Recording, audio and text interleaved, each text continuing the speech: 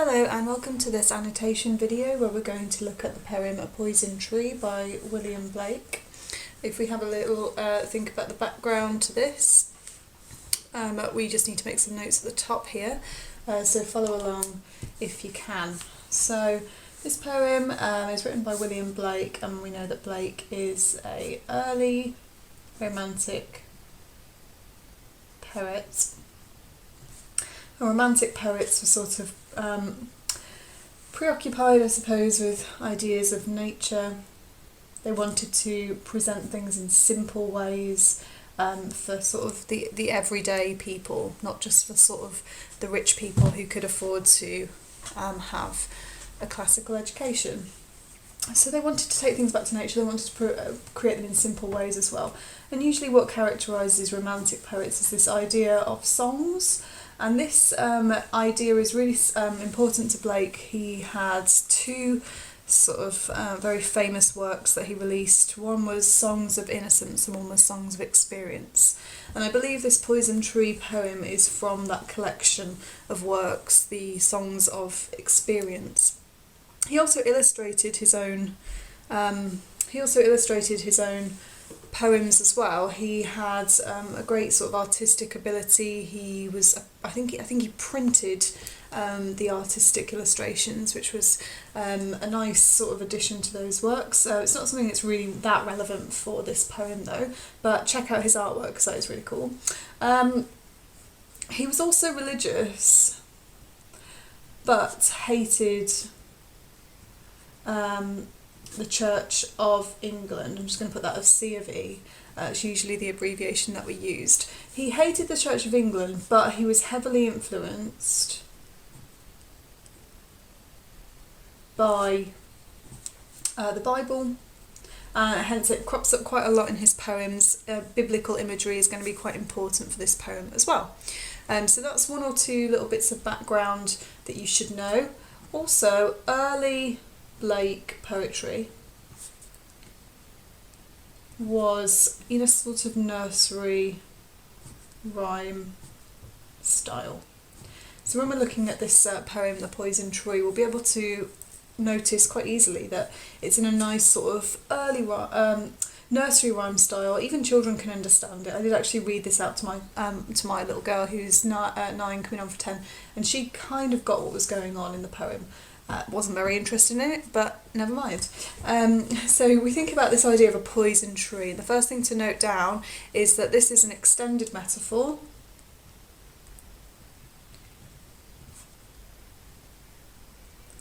So it's an extended metaphor all the way through. I'm going to highlight my language features in this pink colour, but you don't have to do that. You can choose a different code, a different key for yours as well. Another thing to note is the form of the poem here. So the form of the poem is it's a ballad. This means that it's sort of a sing-song. Just move that up for you. A sing-song poem, and it's in quatrain stanzas. So it looks like a song. It sounds like a song, and that's what that word ballad means. It is in the form of a song, a sort of a song poem. I'm just going to refocus on my visualizer just to see if I can get it a little bit more sharp. That's better. So it's got 4 lines, 4 lines yet per stanza, and that's what that word means. It's in a quatrain form, and this poem sort of follows this idea of a cause and effect, especially in that first verse. It's like this is what happened and this is what came as a result of that, and it's set in a sort of you can put this onto the top as well. It's in a didactic style. Now we heard that word when we were studying an inspector course, if you've studied that before. Didactic style means it's teaching us something. It's supposed to be written to teach us a message. And we're going to have a little look. We're going to read it through first, and we're going to try to unpick some of the messages that Blake is coming in, is sort of pulling into this poem. So let's start reading it. A poison tree.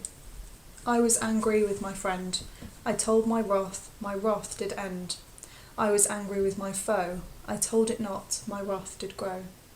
And I watered it in fears. night and morning with my tears, and I sunned it with smiles, and with soft, deceitful wiles. And it grew both day and night, till it bore an apple bright, and my foe beheld it shine, and he knew that it was mine, and into my garden stole, when the night had veiled the pole. In the morning glad I see my foe outstretched beneath the tree. This poem was written in 1794, and we're going to go through some of the perhaps difficult to understand vocabulary, although there's not much in here. So get your pens ready, and the first thing to note is this word wrath. So I'm going to just highlight that one there, and it means anger. But it's interesting because he doesn't say anger, he says wrath, and wrath makes me think of the wrath of God. It's sort of like a God-like quality that he's talking about here. And wrath is definitely a biblical word. It's one of the 7 deadly sins as well, as we thought about before. Another one down here that I think, we obviously know that foe means enemy. Wiles is a word that means sort of like cunning lies, tricks. Just getting some of the vocabulary defined here. What else do we need to know? Bore an apple, it produced an apple. Into my garden he stole, when the night had veiled the pole. Pole meaning stars. So night has covered all the light, and he can kind of conduct his business. The enemy can. Secretly, he sneaks into the garden, he picks the apple, and then he dies as a result. So the story of the poem is pretty simple. Blake starts off by telling us that if he deals with, his message seems to be that if he talks to his friend about his anger, it goes away. Whereas if he lets it sort of dwell, build up inside of him, the wrath doesn't go away, and in fact it grows more and more damaging. And actually, the reason it grows is because he feeds that wrath. It's like a seething wrath. It just boils and boils underneath the surface. So he's watered it with tears. He's sunned it with like fake smiles, like as he's pretending he's putting on a kind of a friendly face to his enemy. But all the while, this wrath is growing inside of him. And in the end, it creates something. It creates, almost like a tree would, it creates fruit. And again, this is still a metaphorical idea that an apple has been created. It's not a real apple that his foe really eats and dies, but it's the fact that it can produce something that is so poisonous and so powerful that it could cause damage and destruction. And actually he's pleased. He's pleased that his foe sneaks into his garden, steals the apple, and actually dies. When that word down there, outstretched, means that he's dead underneath the poison tree of this person, whoever's saying this poem. He's dead underneath the tree of his poisonous hatred. And so we have to kind of look at the message of the poem down here at the bottom of my page. I've split it in half. I've had tone on one side and message on the other side.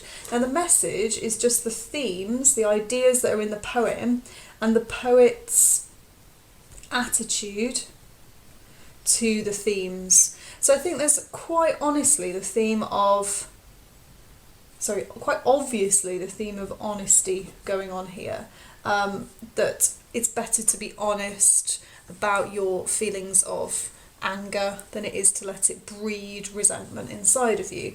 There's obviously the theme of anger as well, and we've got some religion, perhaps some morality going on here as well. When we look at the tone of this poem, I think it's quite it's got quite a warning, ominous tone. Like, this is what could happen to you, okay? So it's moralistic in that it's teaching us how we should behave. But it's also almost like the speaker is an adult, sort of telling a child how to behave. And so there's almost this didactic tone, maybe even you could say patronising tone, but it's all about kind of a warning, a need to behave in a certain way. And maybe we could almost say that, moving across to the messages again, his attitude to this is that perhaps we can act piously. That means to sort of look like you're doing the right thing on the outside. We can act piously, but really be sinful inside. The idea that the sin is eating away inside this person and creating problems. So Blake is sort of, having a go here at the people who are hypocrites. He is saying that we should perhaps confront problems rather than letting them breed. And that seems to be the overall message of the poem here. And we'll add some more notes into this as we go. So how then? In your essay questions, you're never going to have a question that's just like, what is Blake trying to say in this poem? You have to deal with how the poet brings these ideas out. And the first thing that I would notice is this idea of the I. So by putting himself in the poem, sort of personal monologue almost. I know it's a ballad, it's not exactly a monologue, but it's this idea that he's got personal investment in the poem. This is what I did, and I'm going to be honest with you about what I did. This is what he's saying. We've also got some parallelism here in the fact that the first example of how he dealt with his wrath, it went well, his wrath did end. So the first stanza has a lovely example of antithetical parallelism, because the second time he deals with wrath, his wrath didn't go away, it actually grew. Also what we're noticing here, and I'm going to get a different colour highlighter just to highlight the rhyme scheme. So friend, end, foe, grow, fears, tears, smiles, wiles, all the way down through stanza 3, night, bright, shine, mine, stole, pole, sea, tree. So we've got rhyming couplets. I'm going to write that at the top here because there's no point in writing it at the side. Rhyme scheme and metre are quite important in this poem. The rhyme scheme is rhyming couplets. And again, this is a structural choice. He's structured these words so that it rhymes in rhyming couplets. And the metre is quite interesting as well. I want you to have a quick look at the metre. What do I mean by metre? Well, I mean the rhythm, the beats in a line. I was angry with my friend. I was angry with my foe. We call this trochaic metre. Just write that down there for you up there. This is trochaic metre, okay? It's when the beat is on the first of that pair. I was angry with my friend. I was angry with my foe. But look at what's happening in lines 2 and 4. I told my wrath did end. I told it not, my wrath did grow. So we have trochaic beats in lines 1 and 3, but we have pentameter, iambic pentameter for lines 2 and 4. Now, if you don't know what these things are, it's worth having a quick look into those things. But it's about the beats and it's about how they fall. Is it on the first or is it on the second beat of that iamb? Okay. So why is that important? Why does that seem to be important here? I'm going to make a point in this first stanza because it links to the message that he's talking about. He's talking about honesty and he's talking about things that are, when they are left unsaid, growing into something that's destructive. The iambic pentameter the iambic lines seem to be quite reactive. It's like a reaction. He hasn't planned to be like that. He's reacting against his anger. Okay, so that's what I'm going to say for that point there. It's all about how does the poet present his ideas, or you can use a point here that the iambic pentameter have this reactive quality. This is how he is reacting to his friend. We can also have a look at some of the anaphora here in stanza 1. I was, I told. So this idea of anaphora. And again, the idea of inevitability building up to the poet here. So when we're annotating, we're not just annotating the tricks and the features that we can spot going on. We really want to have a look at the effect as well. So the iambic lines have the effect that he's being quite reactive, he's not planning. But the anaphora seems to have this effect of inevitability.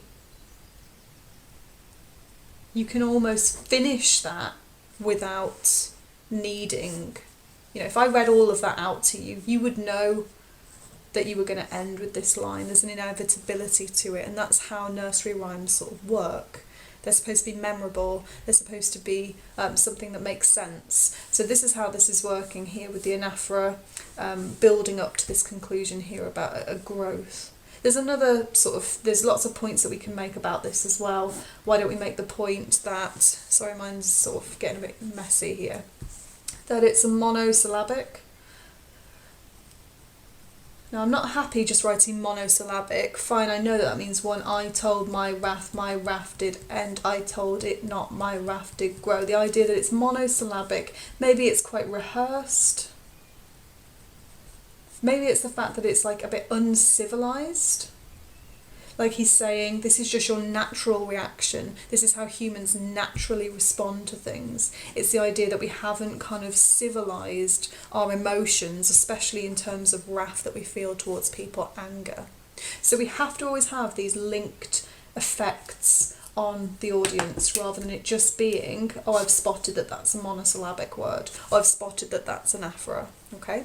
And I watered it in fears, night and morning with my tears, and I sunned it with smiles and with soft, deceitful wiles. It's worth saying here that the writer seems to be quite cunning, he seems to be quite manipulative, but he doesn't seem to be regretful at all. The tone isn't that he feels bad about this, it's just the way he's dealing with it. It's important that the foe doesn't really have a name here. We can't connect with this enemy that he has, and so we can't feel sorry for his foe. We're sort of forced to be on the speaker's side a little bit. Again, this idea of the words that start these lines are quite important to give it that inevitability as well. So I'm going to link that up to the point there, and I watered it with trees, and I sunned it with myself, and with soft deceitful wells. It's like perpetuating, it's giving the poem a sense of, like it's almost like a runaway train, like it can't be stopped. A little bit like his anger, the way that it's growing and growing. The poem is growing, and so is the anger. And I bore it night, and it grew both night and day, where up to here till it bore an apple bright, and my foe beheld it shine, and he knew that it was mine. So carrying on with this idea here, and it's all linking into this momentum. That it's not going to stop until it's reached a sort of tragic conclusion. So I'm going to keep these things in mind because they're all linking into the messages down at the bottom here. It's worth saying that the apple is probably in reference to the biblical story of the Garden of Eden, okay, where temptation overcame Adam and Eve, and Eve picked the fruit that God had said not to eat. She gave it to her husband, and they both had this idea that if they ate the fruit, then they would know the difference between good and evil. and that gave way to sin entering the world. This is the biblical story of the Garden of Eden. And we know that Blake was heavily influenced by his biblical background, by his Christian background, and so this is really important, and I think this is definitely part of what's going on here with the apple. Lots of Christian ideology. And the idea, we've got the idea of wrath, we've got the idea of the apple from the Bible, the foe outstretched beneath the tree. Even this is an idea that's linked to biblical ideology. So we maybe call it a semantic field. A semantic field is just the collection of words that add together to form a picture in your mind of that thing. So semantic field of religion going on here. Again, this is a language feature, so I'm going to sort of highlight it with my languages colour, pink there. Another point to make, which is structurally, is the punctuation that's going on. I think if you are really looking to get those higher marks, you need to be thinking about punctuation and structural choices that the writer has made. So we'll come back to this in a second, but it's just a word on how these lines are finishing. They start with capital letters and finish with some kind of punctuation. So far, I can go back through the whole poem, and that is true of every single line. And that's got a word. I'll put it on the end here at the bottom. It's the opposite of enjambment, and it's called an end stopped line. Okay, it kind of creates that sense of finality. It's finished. My idea contained in the line has finished, and we get all of that. That's the pattern all the way down until we get to this final stanza here. There is no piece of punctuation at the end here. It's missing. So that stands out to me, a missing piece of punctuation. And I'm thinking this must be really important. This is a structural idea here. And it's almost like this momentum has been building up with the anaphora all the way through, and the end stop lines are almost containing that sense of wrath and anger. And then we get this missing punctuation in lines 1 and 3 at the end here. And the missing piece of punctuation could have the effect that now the anger, because it's created an apple, it's no longer in his control. It's created this the outcome, the fruit of his anger is something that is outside of his control. If his enemy sneaks in and eats it, it's almost like he's not got control over that situation. So the anger has almost consumed the speaker, leaving him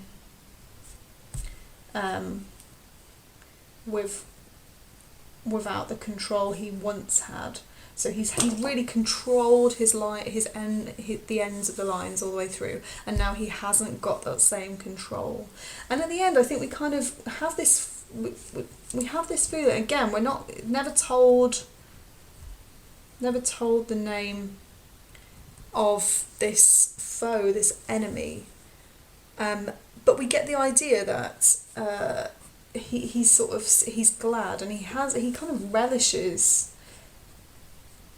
this outcome. He's so the anger has so consumed him that now he doesn't even regret it. He relishes the outcome.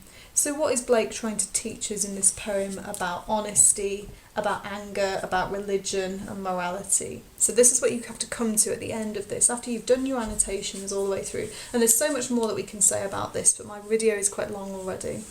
You come to the end and you think, right, what is Blake trying to teach us about these themes?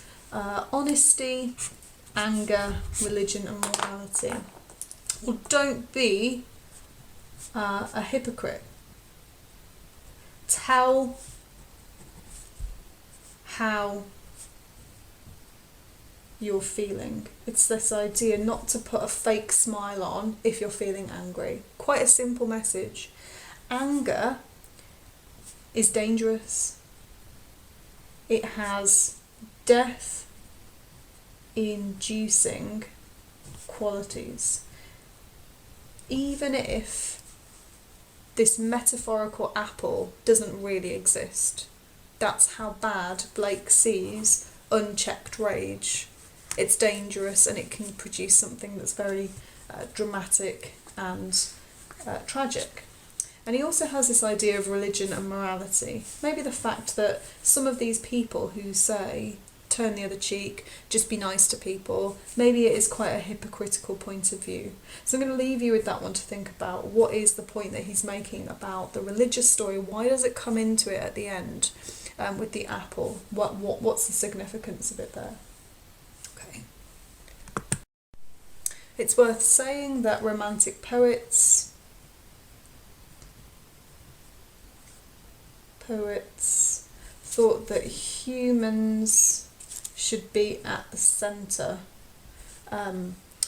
rather than sort of being pushed and oppressed and sort of, that the religion should operate for them rather than them operating for the religious purposes, if that makes sense there.